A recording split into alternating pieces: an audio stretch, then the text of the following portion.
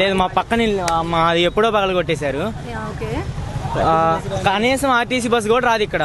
RTC bus కూడా రాకపోతే ఇలా పగలు కొడుతున్నారు. కనీసం నోటీసులు కూడా ఇలా నోటీసులు ఇవ్వకుండా ఇలా పగలు కొట్టి ఆర్టీసీ బస్సులు కూడా రాకుండా ఏం చేద్దామని ఒకటే కారణం.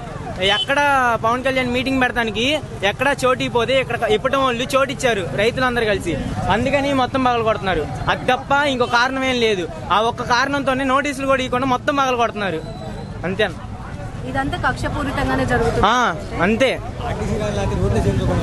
ఆర్టీసీ కూడా రాదు, రోడ్లే చేంజ్ ఒకటి జరిగింది. సో అందుకని రోడ్లు వేస్తున్నాం అనేసి. యాక్సిడెంట్లు అయితే చాలా జరిగినాయి. జస్ట్ బలగట్ట ఒకటి ఉండిద్ది ఇక్కడ రేవంద్రపాడు. ఆ బలగట్ట దాటితే రోడ్డు ఎట్లా ఉండిద్దో ఒక్కసారి పవన్ సీఎం వెళ్ళి చూడమనండి. అక్కడ సీఎంఓ లేకపోతే ఉంటారు ఎవరో ఒకళ్ళు, వాళ్ళని వెళ్ళి చూడమనండి ఒకసారి రోడ్డు ఎట్లా ఉండిద్దో. గుంట్లో కనీసం కారు వెళ్ళినా బైక్ వెళ్ళినా కానీ ఏం వెళ్ళినా కానీ అవ్వదు. చాలా దారుణంగా గుంట్లో ఉండిద్ది. ఈ రోడ్లు మంచి రోడ్లు అన్ని పక్కన ఇవన్నీ పగలు కొట్టేసి ఆ బలగడ దగ్గర రోడ్లు అవన్నీ అట్లా వదిలేస్తే ఎట్టా? ఇక్కడేం కష్టపడి కట్టించుకున్నారు, నోటీసులు కూడా లేదు. అక్కడేమో అవి మొత్తం ఖాళీ, అక్కడ ఇల్లు కూడా ఉండవు, కనీసం రోడ్డు కూడా ఇలా అట్టుంటే.